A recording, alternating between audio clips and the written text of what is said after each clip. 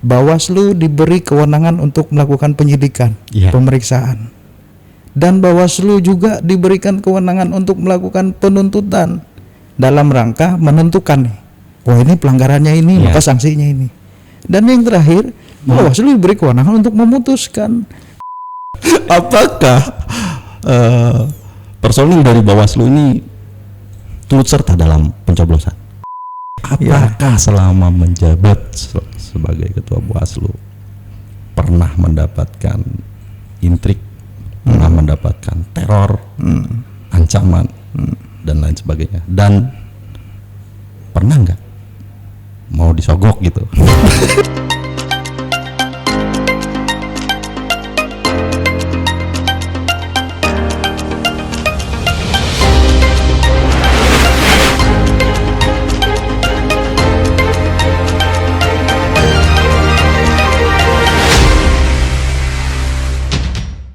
Hai sahabat Ngobras, hari ini kembali kita akan berbincang-bincang, kita akan ngobrol asik dengan narasumber kita, dan beliau ini selaku narasumber salah satu sosok pemimpin bagi saya, panutan.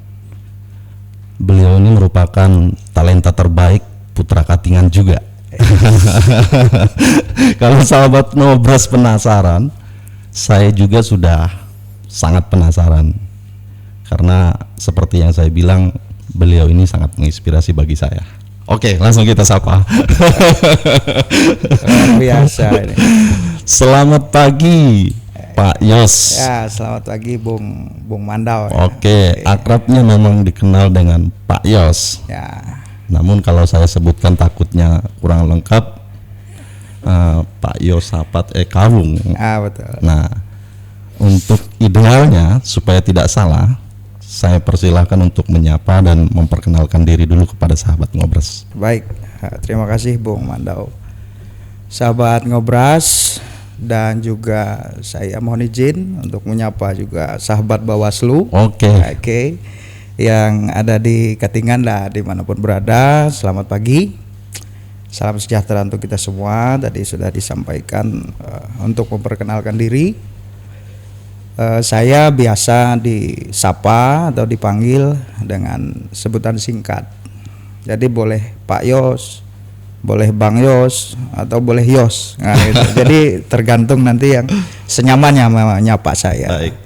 Nah, namun untuk nama ini karena memang cukup panjang ya.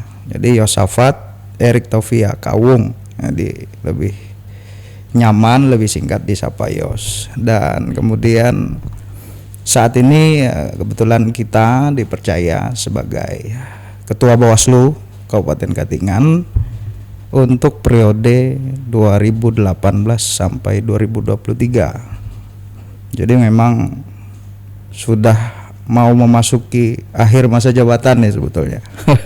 Jadi 2023 nanti kita sesuai dengan SK berakhir. Nah, seperti itu. Apa sih jargon atau semboyan dari Bawaslu Kabupaten Katingan? Jargon atau semboyan dari Bawaslu itu terdiri dari dua kalimat ya.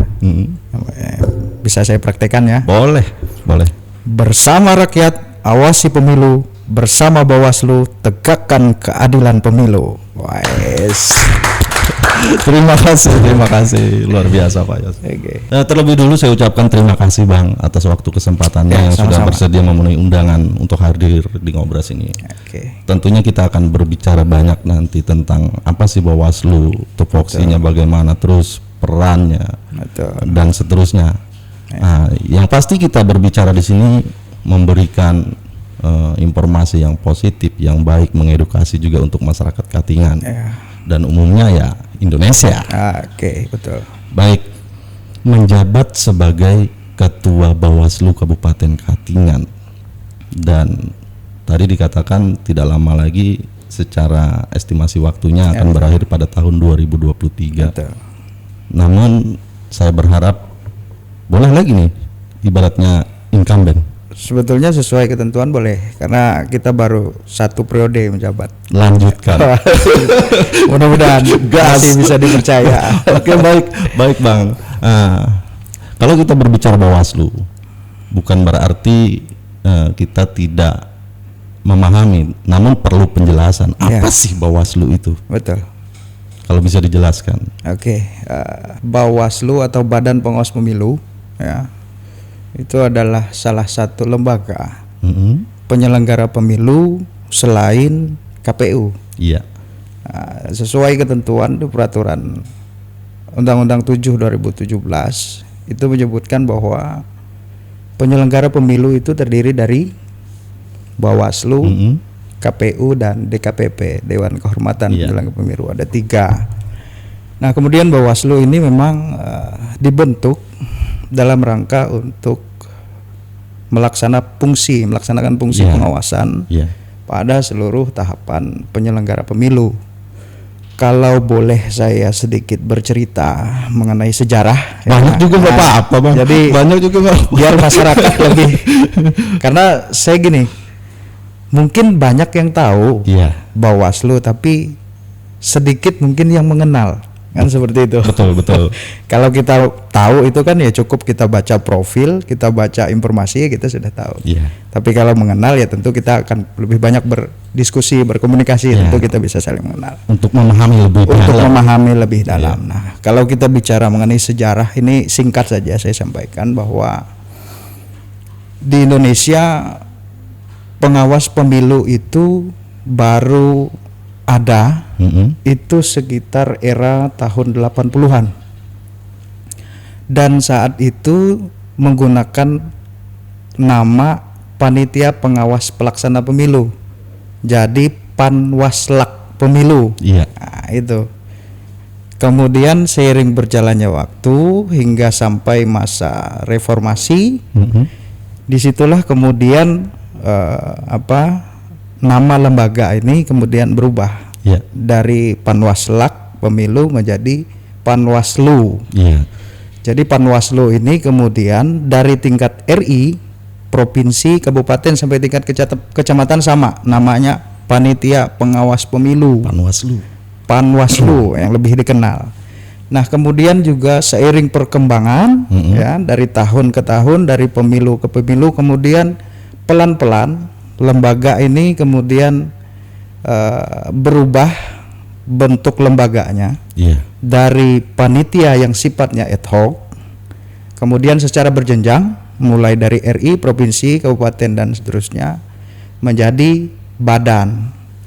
Sehingga perlu saya informasikan kepada sahabat Ngobras, juga sahabat Bawaslu, bahwa Bawaslu, Badan Pengawas Pemilu untuk tingkat pusat, itu pertama kali sifatnya tetap atau permanen itu sejak tahun 2007. Nah, itu jadi Panwaslu pusat itu berubah menjadi Bawaslu. Bawaslu RI. Transisi dari sejak tahun 80 hingga sekarang tetap menjadi Bawaslu. Betul, dengan perubahan-perubahan bentuk perubahan status lembaga dari panitia menjadi badan. Nah, kemudian diikuti lagi di tingkat provinsi. Provinsi ini mulai berstatus sebagai Badan Pengawas Pemilu itu sejak tahun 2012. Nah, kemudian berkembang sampai akhirnya sampai tingkat kabupaten kota. Bawaslu kemudian juga bersifat tetap untuk tingkat kabupaten kota itu sejak tahun 2018 yang lalu melalui Undang-Undang 7 tahun 2017 hingga sampai saat ini. Badan Pengawas Pemilu yang berstatus tetap itu hanya sampai tingkat kabupaten kota. Untuk kecamatan belum. Untuk kecamatan masih Panwaslu. Nah, seperti dan sifatnya masih ad hoc. Nah, gitu. Panwaslu Panwaslu tingkat kecamatan. Dan juga sampai ke Panwaslu tingkat desa dan kelurahan. Dan kemudian berjenjang lagi sampai pengawas tingkat TPS. Nah, seperti itu. Itulah kira-kira singkatnya. Dari nama sangat tergambar dengan jelas untuk pemahaman kita. Itulah baik dari apa sih Bawaslu tadi sudah terjawab. Bahwa Badan Pengawasan Pemilihan Umum. Dan rentetan sejarahnya pun sehingga boleh kita kenal sekarang dan sebutan Bawaslu sudah sangat jelas dijelaskan. Nah, khusus untuk Kabupaten Katingan nih Bang, secara strukturnya nih tergambar seperti apa? Dari ketua sampai ke di Bawaslu untuk Kabupaten Katingan ini kita beranggotakan tiga anggota atau lebih biasa disebut 3 komisioner ya. Iya. Nah juga perlu diketahui sahabat Ngobras dan juga sahabat Bawaslu bahwa untuk di Provinsi Kalimantan Tengah dari 13 kabupaten dan 1 kota yang jumlah anggota Bawaslu-nya 3 itu hanya ada di 12 kabupaten dan 1 kota. Untuk 2 kabupaten berikutnya seperti Kabupaten Kota Waringin Timur dan Kabupaten Kapuas itu jumlah anggotanya ada 5. Jadi berbeda karena pertimbangannya dari segi jumlah penduduk. Seperti itu. Oh, menentukan juga. Menentukan. Oke. Karena perbedaan itu sehingga yang 5 komisioner hanya Kotim dan Kapuas. Untuk selanjutnya termasuk Katingan 3. Nah, di dalam struktur organisasi ketua itu merangkap sebagai anggota. Nah, gitu. Jadi ada ketua, ada anggota. Tapi ketua merangkap anggota. Ya nggak salah saya bilang multi talenta tadi. Karena memang secara struktur Bawaslu memang menganut sistem kolektif kolegial. Oke. Jadi tidak ada yang namanya keputusan ketua. Iya.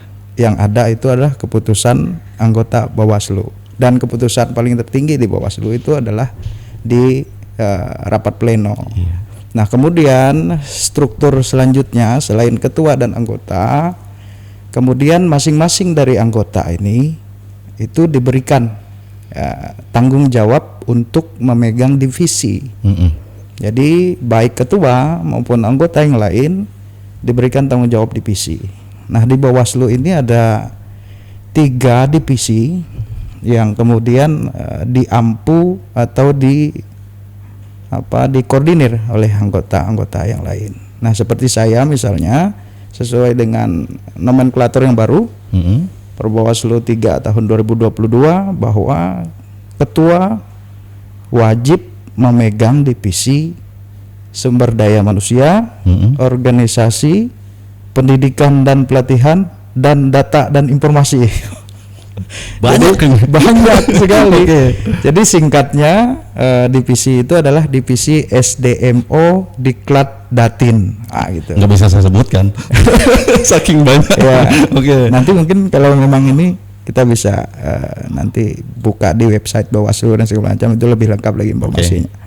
Dan selanjutnya divisi lain adalah divisi hukum, pencegahan, partisipasi masyarakat dan hubungan masyarakat.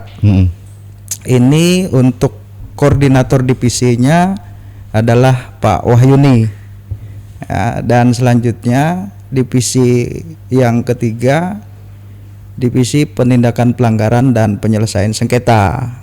Jadi ini dikoordinatori oleh Ibu Anita Francisca. 3 pemimpin divisi ini disebut dengan komisioner. Betul. Tadi. Masing-masing memiliki tanggung jawab terhadap divisi, tapi secara keseluruhan, secara kelembagaan ya memang menjadi tanggung jawab ketua secara keseluruhan. Seperti itu. Tapi untuk masalah keputusan tetap diambil bersama. Itu. Meskipun ketua keputusannya A, kalau anggota punya B ya nggak bisa. Ya, ini luar biasa. Oke, baik, itu tergambar jelas juga untuk struktur. Nah, sekarang tupoksinya, Bang. Oke. Tupoksinya. Ini juga pertanyaan yang sangat penting. Terima kasih tadi ditanyakan kepada kita. Mungkin di luar sana atau masyarakat taunya begitu dengar Badan Pengawas Pemilu atau dengar yang namanya Panwaslu, taunya wah tugasnya pasti ngawasin. Iya. Jadi, tapi bagi masyarakat biasa sih nggak serem. Iya. Ini bagi calon. Itu sudah takdir itu. Oke. Jadi memang di Undang-Undang 7 2017 itu sudah sangat jelas, ya, dirinci begitu sangat detail mengenai tugas, wewenang dan kewajiban Bawaslu. Boleh dilihat di pasal 101 sampai 104 Undang-Undang 7 2017. Namun kalau saya sebut satu persatu panjang sekali. Saya hanya ingin memberikan gambaran secara umum saja. Misalnya mengenai tugas.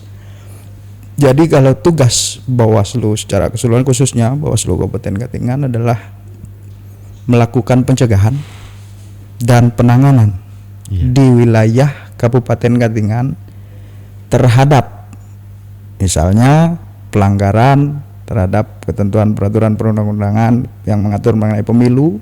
Dan yang kedua, melakukan penyelesaian sengketa pemilu. Dan selanjutnya itu tugas umumnya lah, secara umum. Yang kedua ya tentu kita melakukan pengawasan di setiap tahapan, mulai dari tahapan pertama yang dilakukan oleh KPU sampai dengan tahapan akhir nanti. Ya, juga salah satunya ya tadi kalau di kabupaten ya tentu kita mulai dari tahapan yang namanya daftar pemilih. Penyusunan daftar pemilih mulai dari pokoknya sejak awal sampai dan penetapan, nanti masuk lagi ke tahapan pencalonan dan segala macam, kampanye, pungut hitung dan segala macam. Artinya 3 kata nih kalau boleh saya simpulkan, Bang. Betul. Mengawali, menyertai dan mengakhiri. Iya. Jadi bukan hanya sekedar memulai, tapi juga bertanggung jawab untuk mengakhiri. Paket komplit Bawaslu. Dan memang ya seperti yang Abang sampaikan tadi, ya memang tupoksinya memang pengawasan. Itu memang sesuai dengan tugas utamanya. Ada lagi kalau kita bicara mengenai kewenangan. Nah, ini lain lagi. Kalau kita bicara mengenai kewenangan Bawaslu, ini kalau boleh saya katakan, Bawaslu saat ini ya, berdasarkan undang-undang yang terbaru, Undang-Undang 7 2017 ini betul-betul diberikan kewenangan yang luar biasa. Bahkan kalau boleh saya katakan ya, Bawaslu ini salah satu lembaga, bagian dari lembaga penegak hukum yang mungkin sangat unik, mungkin di Indonesia, mungkin bisa juga di dunia, bahkan di akhirat mungkin boleh juga. Uniknya begini Pak Mandau. Oke, menarik. Bawaslu ini punya kewenangan untuk menerima, memeriksa, memproses, mengkaji, memproses, menilai, memutuskan hal-hal yang berkaitan dengan dugaan pelanggaran. Kemudian Bawaslu juga diberi kewenangan untuk menerima, memeriksa, memediasi, dan mengadjudikasi. Nah, ini salah satu kewenangan yang saya katakan unik dan tidak dimiliki lembaga penegak hukum lain. Misal Bawaslu diberi kewenangan untuk melakukan penyidikan, pemeriksaan, dan Bawaslu juga diberikan kewenangan untuk melakukan penuntutan dalam rangka menentukan, wah ini pelanggarannya ini, maka sanksinya ini. Dan yang terakhir, Bawaslu diberi kewenangan untuk memutuskan. Padahal kalau kita bicara mengenai struktur penegakan hukum di Indonesia, penyidik dipegang oleh kepolisian, penuntut jaksa, pemutus hakim. Jadi 3 fungsi ini dimiliki oleh Bawaslu. Ada di Bawaslu. Itu paket lengkap. Makanya saya bilang tidak ada lembaga lain yang diberi kewenangan seperti Bawaslu. Tapi menariknya gini Bang Yos, saya juga sangat antusias dan luar biasa gitu ya dengan wewenang ini. Tapi dalam prosesnya pun setahu saya melibatkan stakeholder lainnya. Betul. Di istilahnya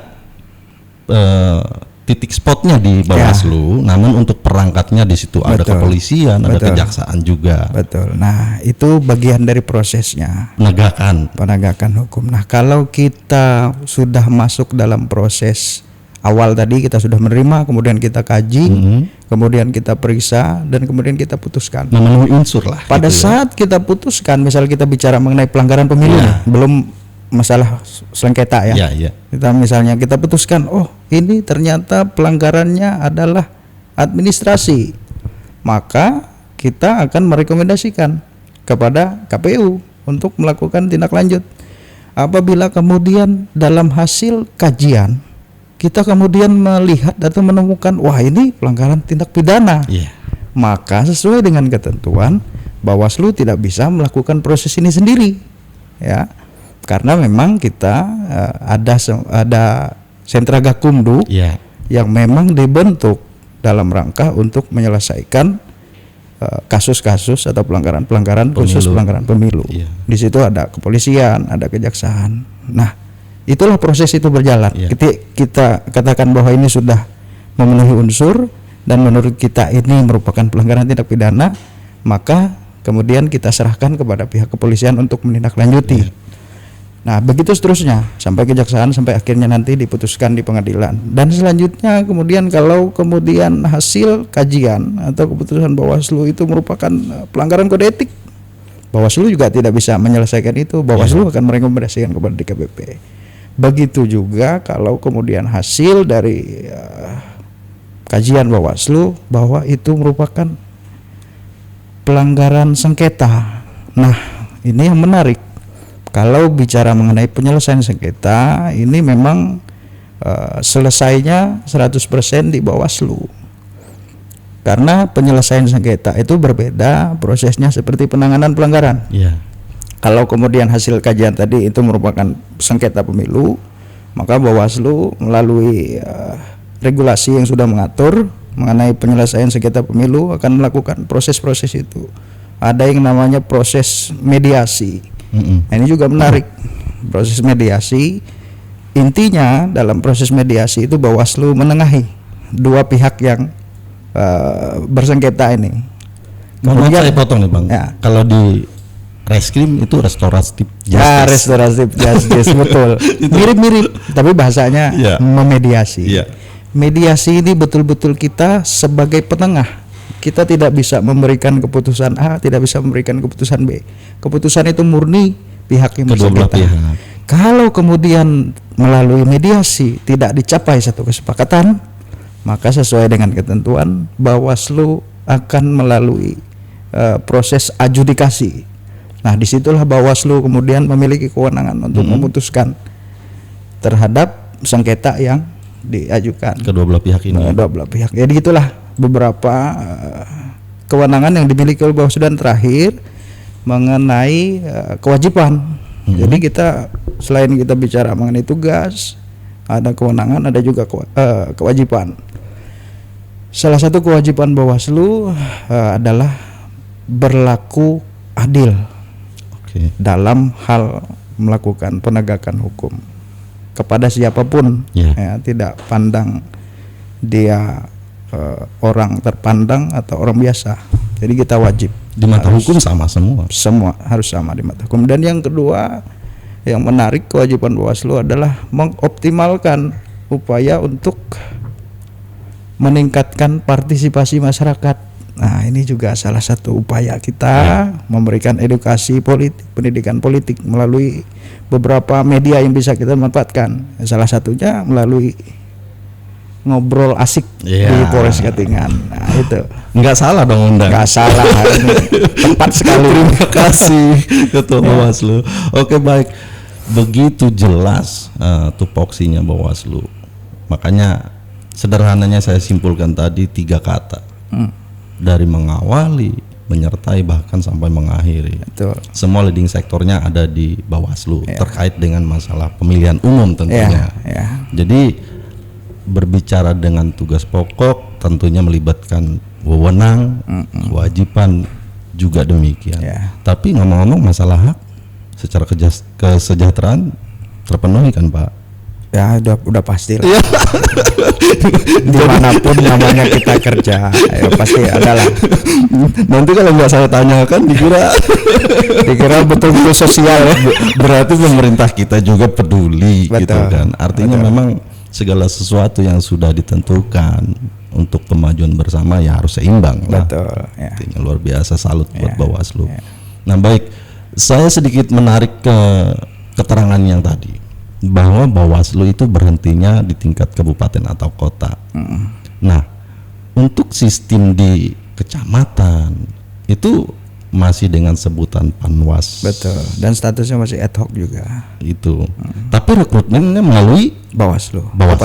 Nah, ini mau saya tanyakan, karena kita sebentar lagi nih 2024 akan menghadapi pesta demokrasi itu. Betul. Nah, untuk kesiapan dari Bawaslu Kabupaten Katingan, apakah sudah ada rekrutmen untuk Panwaslu Camna atau dengan agenda yang lainnya yang sudah dilakukan apa saja? Ya, terima kasih pertanyaan yang yang sangat menarik juga, bahwa memang terkait untuk jajaran kita di tingkat kecamatan, tingkat desa sampai ke tingkat TPS nanti pun secara berjenjang. Ini bagian dari persiapan tentunya. Bagian dari persiapan. Dan saat ini memang kebetulan ya sejak tanggal 21 September yang lalu kita membuka untuk perekrutan jajaran pengawas kita di tingkat kecamatan. Ada deadline-nya enggak, Pak? Iya. Dari 21 sampai tanggal 21 berapa? itu sampai tanggal 28 kemarin kita buka penerimaan. Sehingga sudah tutup tanggal 28 kemarin. Okay. Dan saat ini sedang memasuki tahapan penelitian administrasi. Dan nanti hasil dari penelitian administrasi terhadap peserta yang mendaftar itu kalau tidak salah ada 121 calon peserta yang ini dari 13 kecamatan ya? Dari 13 kecamatan menyerahkan berkas permohonannya ke Bawaslu. Untuk kuotanya? Untuk kota masing-masing kecamatan berapa? Masing-masing kecamatan itu sama. Kita butuhkan 3 orang komisioner. Tapi memang ketentuannya kita harus bisa menyediakan minimal 1 kali lebih banyak. Jadi minimal 6 yang memang harus ada untuk kita masukkan dalam seleksi. Ada berapa tadi? 100 berapa? 121. Artinya masyarakat kabupaten juga antusias ya. Cukup antusias. Luar biasa. Pengalaman saya dari sejak di Bawaslu, dari kita 2000 bahkan 2017 dulu waktu masih Panwas saya juga masih ada. Iya. Kita rekrut. Memang antusias masyarakat luar biasa, selalu berada di angka di atas 100. Padahal yang kita butuhkan itu hanya 39 saja totalnya, karena 13 kali 3 kan itu. Jadi luar biasa. Dan saat ini memang lagi proses penelitian administrasi. Nanti pada tanggal 12 akan diumumkan peserta yang lolos administrasi. 12 Oktober ini. 12 Oktober ini, dan selanjutnya mengikuti tahapan berikutnya seperti CAT, wawancara dan sampai. Dan untuk pelantikan memang kita upayakan di bulan ini juga. Sehingga November dan berikutnya jajaran pengawas kita sudah ada di tingkat kecamatan.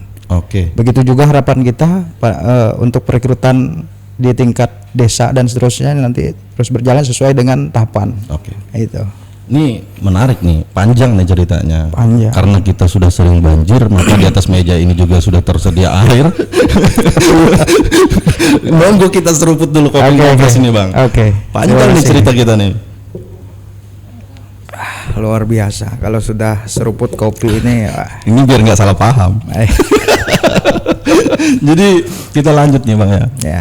Saya begitu antusias dalam artian karena Bawaslu sendiri khususnya Kabupaten Katingan sudah begitu siap menghadapi pesta demokrasi tahun 2024 ini. Tadi sudah dijelaskan, sudah rekrutmen juga untuk Panwas Camlunya, Panwaslu kecamatan. Dan itu sudah dipersiapkan untuk semua kecamatan, ada 13. Dan ini masuk proses penelitian sampai nanti tanggal 12 diumumkan, lalu dilantik juga di bulan ini. Artinya ini memang mempersiapkan sedemikian rupa untuk menghadapi agenda pesta demokrasi ini. Nah, kalau boleh tahu, sekarang sudah memasuki tahapan sejauh mana apa? Sehingga begitu cepatnya persiapan ini. Betul, Bung Mandau. Sebelum ke situ, saya juga perlu menyampaikan kepada kita semua, terutama sahabat Ngobras dan juga sahabat Bawaslu bahwa memang pemilu 2024 ini memang merupakan pemilu yang menurut kami dan menurut beberapa kalangan juga bukan pemilu yang mudah. Ini serentak ya, Bang ya? Ini pemilu serentak, dan memang juga sekali lagi ini pertama kali dilaksanakan penyelenggaraannya di Indonesia, di mana penyelenggaraan pemilu dan pilkada itu dilaksanakan serentak di tahun yang sama. Oleh sebab itu kita kemudian menganggap bahwa pemilu 2024 bukan pemilu yang mudah. Oleh sebab itu perlu persiapan yang cukup matang, terutama terutama kami selaku penyelenggara pengawas pemilu yang bertanggung jawab untuk melakukan pengawasan. Oleh sebab itu beberapa upaya yang memang sudah kita lakukan dalam rangka persiapan sampai dengan saat ini kita merekrut jajaran pengawas kita. Dan kemudian untuk tahapan yang memang saat ini sedang berjalan dan memang sedang juga kita lakukan pengawasan adalah tahapan pendaftaran, verifikasi dan penetapan partai politik peserta pemilu. Dan untuk saat ini sejak tanggal 2 Oktober yang lalu tahapan yang sedang berjalan adalah tahapan verifikasi administrasi hasil perbaikan ya.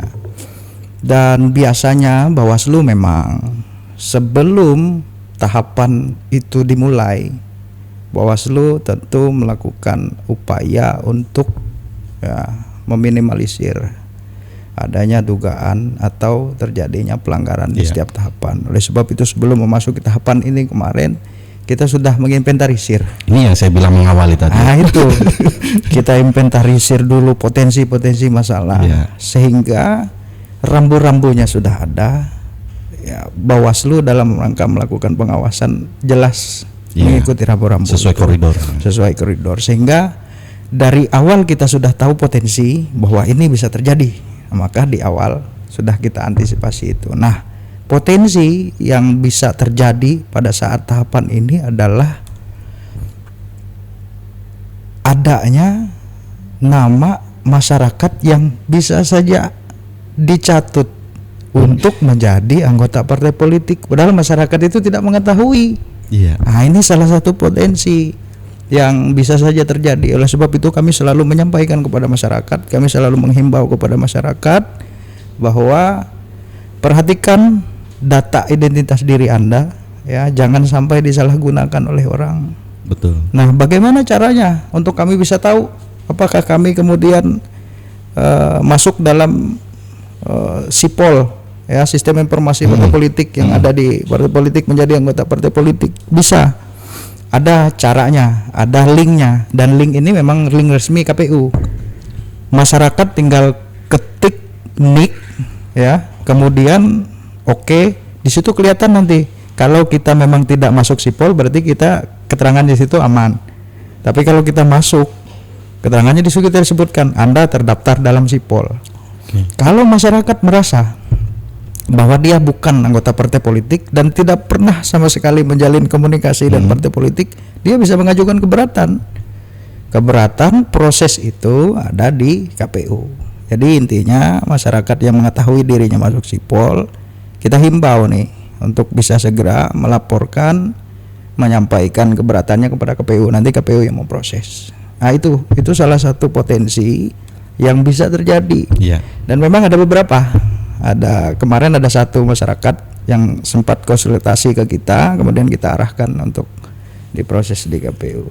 Dan ini luar biasa menurut saya karena Bawaslu sudah menyediakan aplikasi itu untuk masyarakat. Jadi jauh-jauh sudah wanti-wanti dari bahkan Bawaslu. Kita buka posko loh di kantor. Itu kalau jalan-jalan ke kantor ada spanduk posko penerimaan aduan.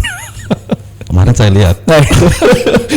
Karena saya ke kantor kemarin. Ya, karena memang kantor saya di wilayah kekuasaannya Bung Mandau.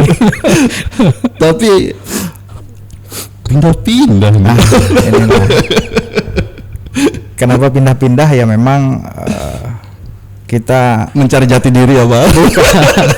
Kita hadir di Bawaslu, kita hadir di Kabupaten Getingan ini awalnya kan memang belum dilengkapi dengan fasilitas yang memadai, tapi sambil berjalan. Kenapa kemudian kami pindah-pindah? Di satu sisi apabila pemerintah daerah memang tidak bisa memberikan pinjaman gedung kantor, fasilitas karena memang keterbatasan, Bawaslu RI tetap menganggarkan kepada kita sewa. Nah, oleh sebab itu kalau misalnya tidak ada kantor kita sewa.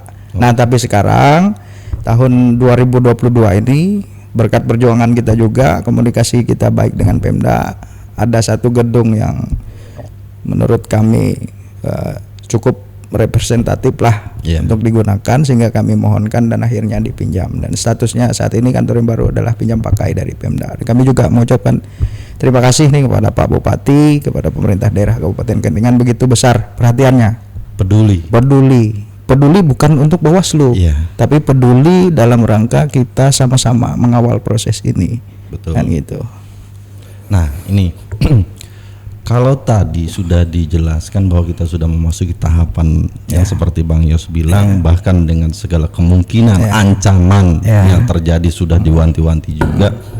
Yang perlu kita tahu juga nih agenda ataupun persiapan lainnya, mungkin membentuk penyampaian audiensi dengan stakeholder lainnya dalam wujud sosialisasi atau bagaimana? Apakah ini juga sudah dilakukan? Ya, bagian dari upaya Bawaslu ya tentu selain kita melakukan tugas utama tadi, kita juga ada yang namanya pencegahan. Pencegahan ini bentuknya seperti sosialisasi dan ini juga bagian dari bentuk upaya kami untuk melakukan pencegahan, memberikan edukasi pendidikan politik. Dan juga selain itu tentu kami berkewajiban juga untuk yang namanya menjalin hubungan antar lembaga. Kami sudah berapa kali melakukan upaya koordinasi ya. Yang pertama kali kami lakukan beberapa waktu yang lalu ya tentu sowan dengan Pak Kapolres. Kami juga sudah lakukan itu. Beberapa hal yang banyak dibicarakan, salah satunya berkaitan dengan pembentukan sentra Gakumdu. Dan mudah-mudahan dalam waktu dekat Bawang Mandau sesuai dengan instruksi Bawaslu RI, kita akan segera membentuk sentra Gakumdu di Kabupaten Katingan. Dan hari ini juga perlu saya informasikan telah diagendakan rapat, bukan rapat tapi semacam pertemuan pra dalam untuk melakukan pertemuan nanti dalam rangka kita membahas pembentukan sentra Gakumdu dan sekaligus menyerahkan SK personil sentra Gakumdu. Dan hari ini akan dilakukan, kita undang teman-teman dari kepolisian dan kejaksaan untuk membicarakan itu. Dan kemudian beberapa stakeholder lain juga kita telah kunjungi, kita telah berkoordinasi. Pemerintah daerah beberapa kali sudah kita kunjungi, bertemu bupati, bertemu Pak Sekda. Kemudian juga DPRD kita juga sudah melakukan audiens dengan kejaksaan, kita juga sudah, dan kalau dengan KPU ya kita malah lebih sering kita berkoordinasi intens sekali karena memang itu partner dan memang upaya atau langkah-langkah komunikasi ini memang secara kontinu dan memang harus, tidak hanya ketika ada masalah. Betul. Apapun kita bisa diskusikan, apapun kita bicarakan, bahkan perkembangan juga tetap kita sampaikan dalam rangka kita mencari masukan, kita mencari itu. Memang kembali lagi 3 kata. Mengawali, menyertai. Ini dalam rangka menyertai ini. Tidak bisa lepas itu kayaknya dari jajaran Pak Yos. 3 fungsi itu. Baik, luar biasa. Kemudian tadi disinggung juga masalah aplikasi tentang pelayanan publiknya. Selain memang terkait dengan masalah identitas, adanya mungkin dicatut atau digunakan oleh pihak-pihak yang istilahnya untuk mencari popularitas atau memenuhi syarat. Ini sistem pelayanan publiknya secara media sosialnya, apakah ada lagi yang lain? Kalau untuk aplikasi itu memang link resmi itu bukan Bawaslu sebetulnya yang mengeluarkan, dan itu memang miliknya KPU. Tapi kita berkewajiban juga untuk mensosialisasikan itu. Dan kami menilai bahwa aplikasi yang berkaitan dengan tadi, apabila namanya tercatat, itu sangat efektif karena betul-betul bisa mendeteksi. Dan kalau di Bawaslu sendiri ya tentu fasilitas aplikasi untuk mendukung atau memberikan pelayanan kepada publik itu juga cukup terbuka cukup ada banyak gitu Kalau kita ingin menyampaikan laporan secara online juga bisa ada aplikasinya. Kita ingin menyampaikan permohonan penyelesaian sengketa bisa langsung, bisa tidak langsung juga ada. Kemudian kita menyampaikan aduan, ada hotline-nya dan segala macam. Jadi sebetulnya Bawaslu sudah mempersiapkan itu. Tidak hanya masyarakat juga tidak perlu datang langsung, jadi bisa memanfaatkan media yang ada sebetulnya. Dan media sosial Bawaslu juga ada, Facebook, Instagram, Twitter dan segala macam. Kita juga manfaatkan itu betul-betul untuk memberikan edukasi, untuk memberikan informasi kepada masyarakat. Ya baik, menarik bagi saya Bang, sangat lugas dan panjang lebar sekali, sangat jelas untuk penjelasannya. Kemudian ini yang tidak kalah penting nih, karena biar bagaimanapun ini bagian dari tugas Bawaslu juga menurut saya terkait dengan validnya data untuk pemilih tetap atau sampai dengan pemutakhirannya. Ini bagian dari yang juga menjadi tugas pengawasan dari Bawaslu atau bagaimana? Ya, mohon maaf. DPT ini tentu menjadi perhatian kita. Ya. Karena memang dari pengalaman beberapa pemilu yang lalu, setiap kali ada permasalahan, bahkan kalau kita bicara mengenai sengketa hasil di Mahkamah Konstitusi, pasti permasalahan yang utama itu berbicara mengenai data pemilih. Oleh sebab itu kemudian data pemilih ini menjadi objek yang sangat ekstra, perlu pengawasan yang sangat ekstra dari kami, tanpa mengenyampingkan yang lain. Yang lain pun sama sebetulnya. Kita tidak membeda-bedakan, misalnya DPT kita kencang, yang lain kita longgar enggak. Tapi memang sangat perlu perhatian. Itu karena memang tidak jarang munculnya riak awal mula dari situ. Awal mula permasalahan itu pasti di daftar pemilih, karena daftar pemilih ini kita bicara mengenai hak konstitusi. Jadi Bawaslu berkewajiban untuk mengawal, menjamin bahwa tidak boleh ada masyarakat yang sudah punya hak pilih kemudian tidak bisa menggunakan hak pilihnya. Nah itu.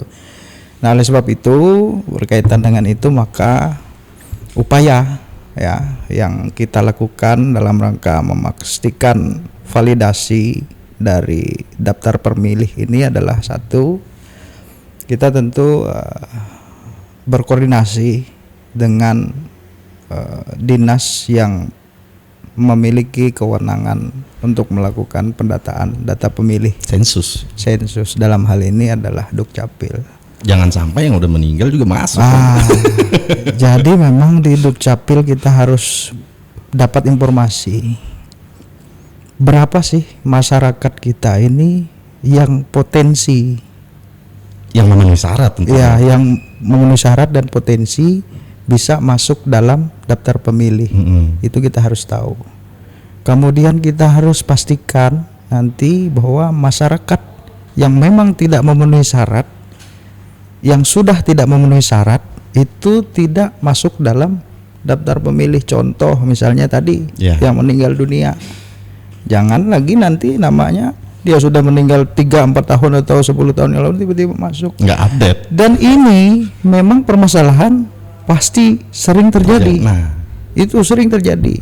Memang sekali lagi, setiap kali kita berbicara, setiap kali kita berdiskusi mengenai permasalahan ini, jawabannya memang ini terkendala regulasi.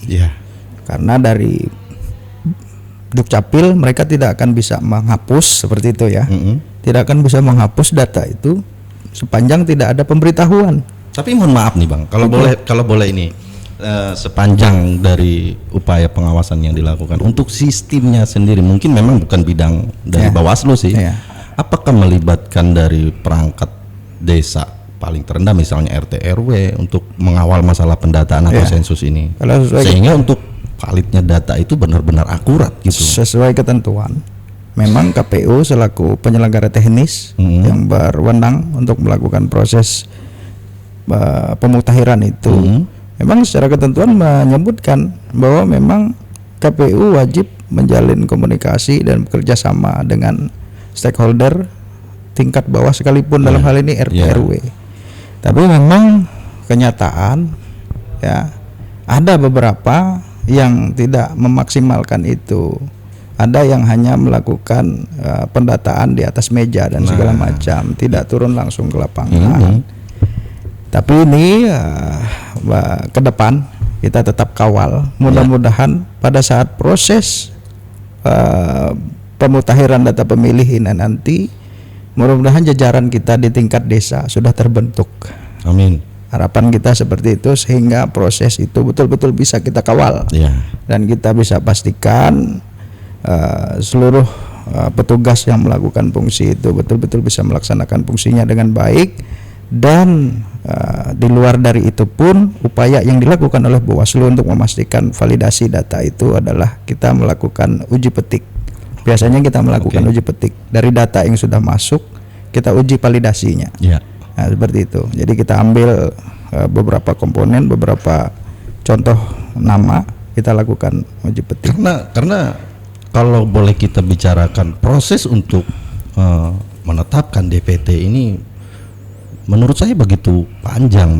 Artinya juga sistem kawalnya juga dari proses pendataan sampai pada ditetapkan, lalu sampai nanti cetak surat suara itu, lalu proses pengiriman, disortir lagi, pelipatan dan sebagainya. Ini memang harus benar-benar sesuai dengan data awal gitu, dari awal sampai memang berakhir untuk persiapan siap didistribusi untuk masing-masing TPS. Bahkan tadi kalau saya sampaikan pemilu ini cukup kompleks, bahkan nanti karena ini bicara pemilu, sehingga nanti dimungkinkan ada warga yang walaupun dia bukan warga Kalteng, warga Katingan, tapi dia diberikan hak untuk bisa memilih presiden, karena presiden ini kan sifatnya umum. Nah, ini juga kan jadi suatu perhatian juga dari kita, karena tidak hanya kalau pilkada kan gampang, dia pilkada kita tahu warga Katingan aja, warga lain tidak boleh. Tapi kalau kita pemilu umum, ada namanya pemilihan DPR provinsi, maka masyarakat yang bukan warga Katingan, kebetulan di Katingan boleh. Nah itu apa? Tapi pun dengan syarat tertentu. Tetap dengan syarat. Cuman maksud saya ada ruang. Untuk lebih besar lagi ruang itu yang kemudian membutuhkan kerja ekstra. Dan harapan saya juga kepada seluruh masyarakat ikut terlibat, ambil bagian karena apa?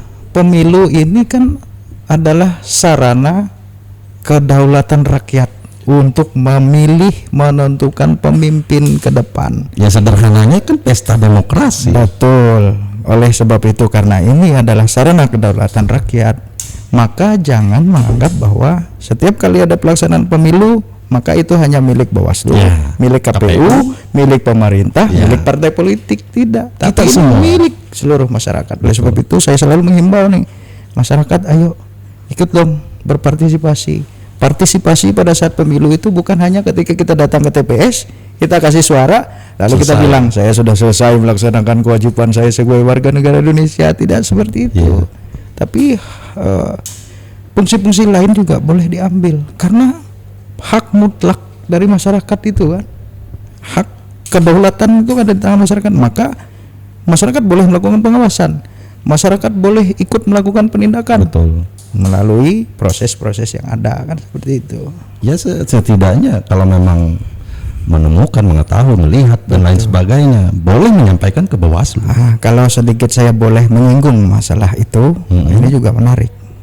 Katakanlah kadang-kadang masyarakat kan bilang, Pak, kalau saya tahu bagaimana prosesnya? Atau kadang-kadang masyarakat apa tindakan kami? Tahu tapi dia enggan, diem. Misalnya bahasa Dayak, elah mandar aku jeung mandara. Dia mangat aku. Kan kadang-kadang bisa seperti itu. Bawaslu juga sudah membuka ruang itu dan Bawaslu memahami.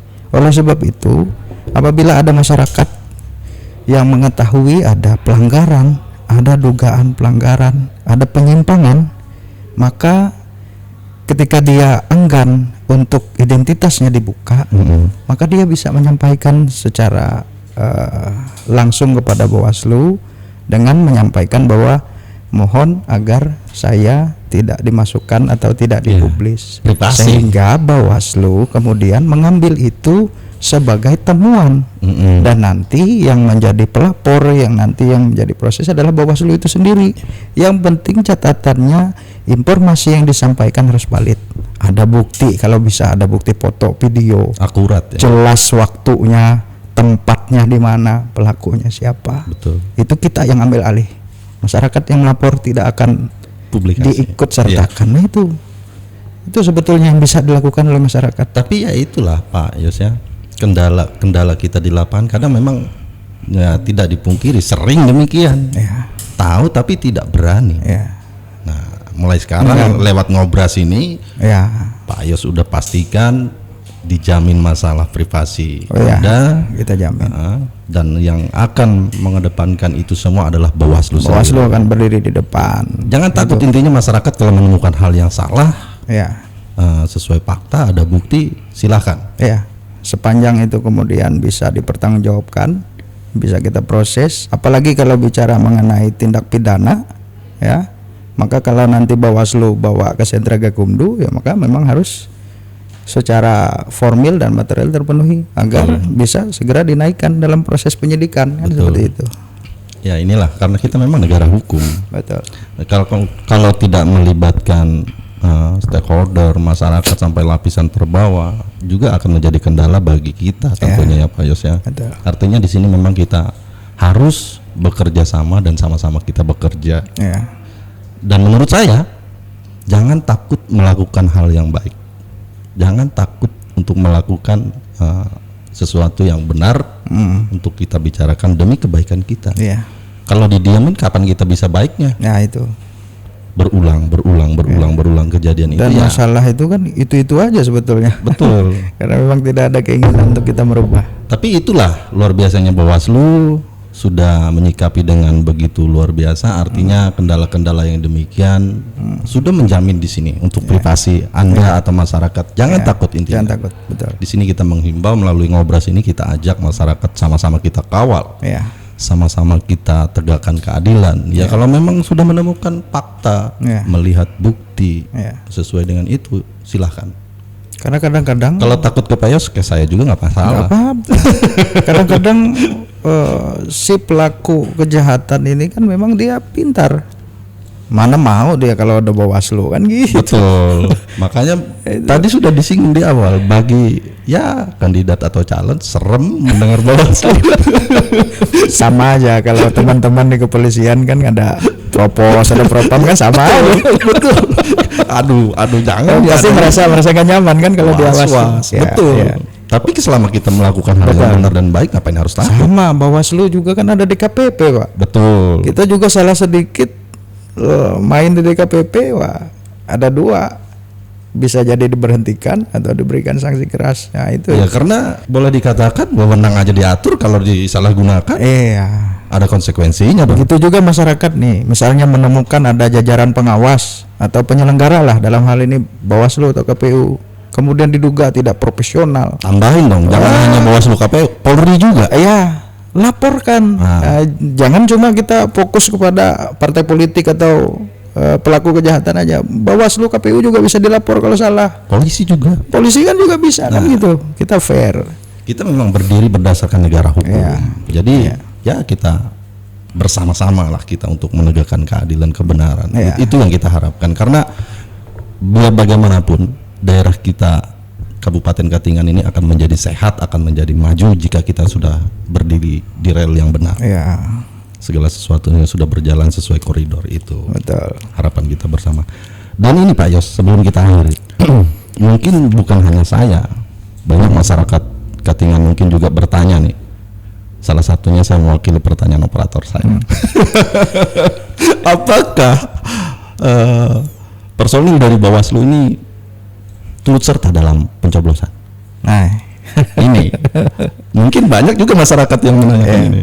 Orangnya harus netral katanya kan, nggak boleh terafiliasi, nggak boleh mendukung, gitu. Namanya juga pengawas pemilu kan, ya harus netral. Tapi itu tadi, karena memang kita berjalan berdasarkan ketentuan peraturan perundang-undangan dan sebagai warga negara yang baik, kita tetap menghormati yang namanya aturan. Nah, oleh sebab itu berkaitan dengan hak pilih, meskipun Bawaslu pada saat dilantik kita mengucapkan sumpah tidak akan ikut terlibat dalam kegiatan politik dan tidak terafiliasi dan segala macam. Tapi memang di TPS kita diberikan hak. Jadi Bawaslu meskipun dia adalah lembaga penyelenggara pemilu juga tidak dicabut haknya, tetap diberikan haknya untuk memilih, tapi sebatas untuk memilih. Betul.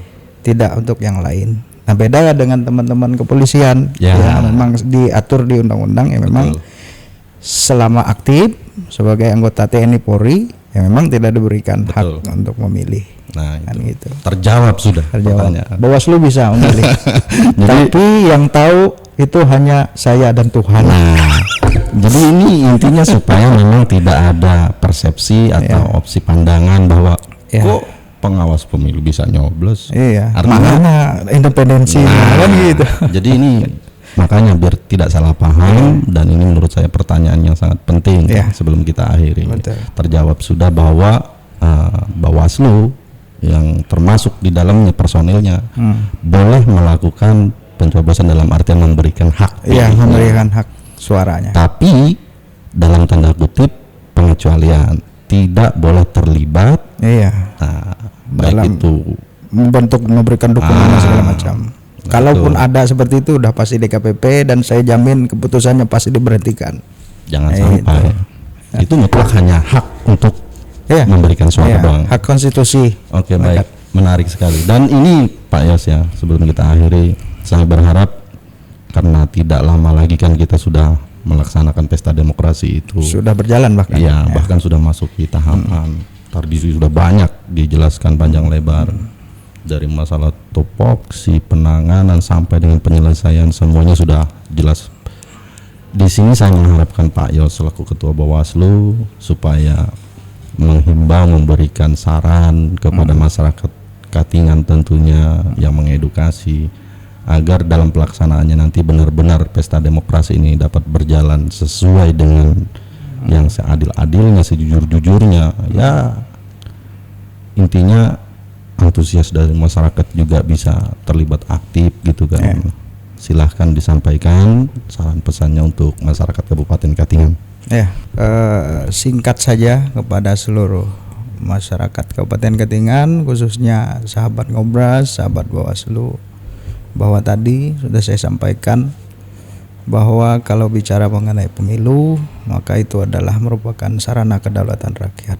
Jadi rakyat, masyarakatlah yang memegang penuh kewenangan itu. Oleh sebab itu saya menghimbau, saya berharap bahwa masyarakat betul-betul bisa ikut terlibat dalam proses demokrasi ini ya. Saya memang tidak biasa untuk menghindari menyebutkan ini pesta demokrasi. Kenapa? Saya menghindari menggunakan kalimat itu. Saya lebih menurut saya, hati saya lebih tepat itu adalah hajatan demokrasi. Karena menurut saya kalau pesta itu adalah hiruk pikuk yang sepertinya tidak bermakna seperti itu. Jadi lebih baik hajatan. Jadi ini betul-betul sakral. Tapi bebas ya, itu boleh disebutkan pesta dan segala macam itu tadi karena ini merupakan hajatan demokrasi, konsolidasi politik. Oleh sebab itu saya minta masyarakat, mari kita sama-sama mengawal proses ini, kita sama-sama ikut mengawasi proses ini agar apa? Agar harapan kita, cita-cita bangsa ini kemudian bisa melahirkan hasil dari pemilu itu, kemudian melahirkan pemimpin yang betul-betul amanah, betul-betul bisa membawakan kesejahteraan bagi seluruh masyarakat. Karena kita berkewajiban untuk memilih calon pemimpin yang betul-betul bebas dari yang namanya perbuatan pelanggaran. Kalau sudah ada pemimpin yang melakukan pelanggaran, apalagi melakukan politik uang, sudah pasti itu pemimpin yang tidak amanah. Oleh sebab itu ini kembali lagi kepada masyarakat. Kalau ingin mendapatkan pemimpin yang betul-betul amanah, maka mari kita sama-sama awasi proses ini agar betul-betul bisa berjalan sesuai dengan ketentuan yang berlaku. Nah, itu.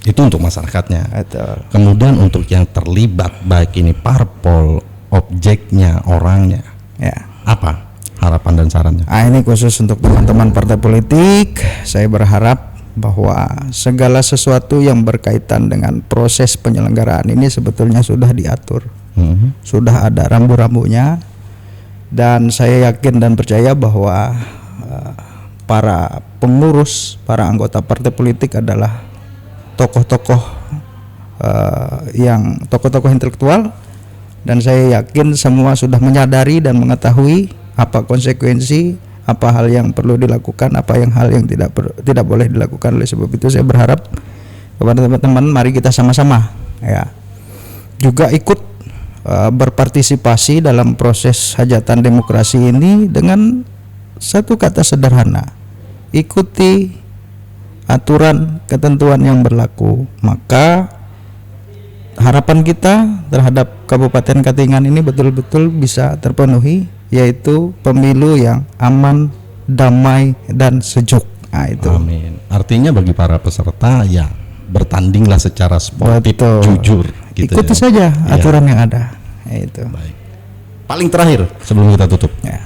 Karena ini ya boleh dikatakan publik figur kayak Bang Yos ya selaku Ketua Bawaslu.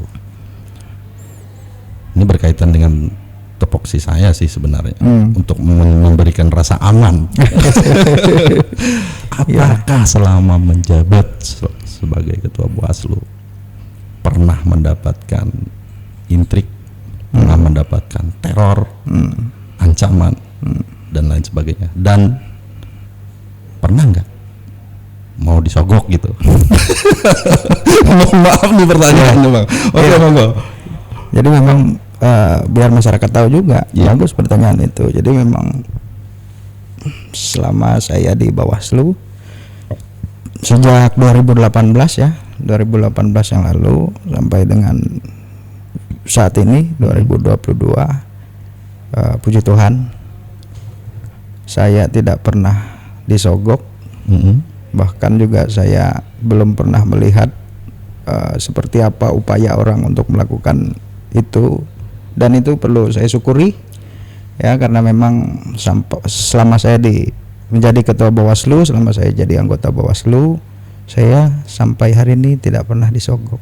Saya juga nggak tahu bentuknya disogok itu seperti apa, dan juga berkaitan dengan apakah intervensi, teror, pernah diintervensi, kemudian pernah diintimidasi dan segala macam juga. Sampai dengan saat ini puji Tuhan saya belum pernah merasakan situasi seperti itu ya, karena memang mungkin ya karena memang kita selama ini telah melakukan tugas kita dengan cukup bertanggung jawab, dan kita memang upaya kita untuk menghindari intervensi itu atau upaya intimidasi itu sebetulnya dengan itu tadi, kita jangan menganggap bahwa orang, contohnya partai politik lah, atau peserta pemilu ini, walaupun dia merupakan objek atau subjek yang kita awasi, jadi jangan kita jadikan mereka musuh.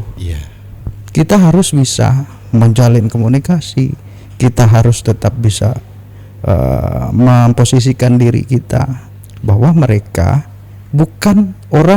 bukanlah penjahat seperti itu aja. Yang untuk dicari-cari kesalahan. Bukan untuk cari-cari kesalahan, justru kita kalau bisa lebih sering ngobrol, lebih sering komunikasi, karena saya yakin dengan seringnya kita komunikasi, seringnya kita berkoordinasi, maka permasalahan-permasalahan yang muncul itu bisa tereliminir. Ya, gitu. Dan intinya adalah jalin hubungan baik, itu aja. Karena endingnya mungkin kalau saya berbuat salah malu sama Ketua Bawaslu. Semangat, betul. Ini gitu. Artinya bukan untuk ditakuti tapi disegan. Betul. Saya menghindari, jangan sampai orang kemudian lihat Bawaslu tiba-tiba orang takut. Nah, menurut saya kalau terjadi seperti itu maka kita gagal memposisikan diri kita, karena kita hadir bukan untuk menakut-nakuti. Kan gitu. Luar biasa. Ini salut jempol. Nah, baik. Itu. Ada lagi sebelum kita akhiri? Ya, saya kira yang terakhir nih, yang paling penting proses verifikasi administrasi perbaikan peserta pemilu, calon peserta pemilu ini saat ini sedang berjalan sebagaimana yang saya sampaikan tadi kepada seluruh masyarakat, sahabat Ngobras, agar mengecek data dirinya, pribadinya ya, melalui NIK. Nanti bisa diketik NIK-nya, nanti kalau mau tahu linknya apa bisa mengikuti sosial media Bawaslu. Bawaslu Kabupaten Katingan ada di Facebook, ada di Twitter, ada di Instagram. Jadi semua informasi yang berkaitan dan itu nanti bisa didapatkan, Dan mari masyarakat mulai hari ini cek data pribadi Anda. Ya itu aja. Oke, baik. Terima kasih, intinya kami selaku penyelenggara Ngobras sangat antusias dan begitu luar biasanya mengetahui banyak hal tentang Bawaslu. Tidak hanya untuk Ngobras, tidak hanya untuk sahabat Ngobras, juga untuk masyarakat Kabupaten Katingan secara umum. Dan tidak berhenti di sini. Kedepannya kalau memang perlu kolab, silahkan kontak Ngobras. Siap. Dan terakhir nih, belum lupa, saya atas nama pribadi dan atas nama lembaga nih memberikan apresiasi yang luar biasa kepada Polres Katingan, karena setahu saya di Kalimantan Tengah, di Polda Kalteng, yang punya program sejajaran ngobrol asik atau ngobras podcast ini hanya Polres Katingan ya. Betul. Mudah-mudahan ini bisa terus ditingkatkan dan kemudian bisa terus berkembang, harapan kita. Amin. Dan kehadiran saya di sini pun satu kehormatan yang luar biasa kepada Bawaslu. Terima kasih. Mudah-mudahan ke depan kita masih bisa berdiskusi ya tentang banyak hal berkaitan dengan pemilu. Amin. Baik, terima kasih Pak Yos. Kami juga mohon maaf apabila selama kita ngobrol asik ini ada hal-hal yang tidak berkenan, yang menyinggung ataupun baik pribadi untuk Bawaslu-nya juga kami mohon maaf. Sekali lagi kami terima kasih banyak atas waktunya. Semoga yang sudah kita bicarakan di sini memberikan efek positif bagi masyarakat luas Kabupaten Katingan dan untuk hajatan demokrasi kita tahun 2024 terlaksana dengan baik. Amin. Amin. Itu saja saya akhiri. Wabillahi taufiq wal hidayah. Wassalamualaikum warahmatullahi wabarakatuh dan selamat siang. Ngobras Jaya.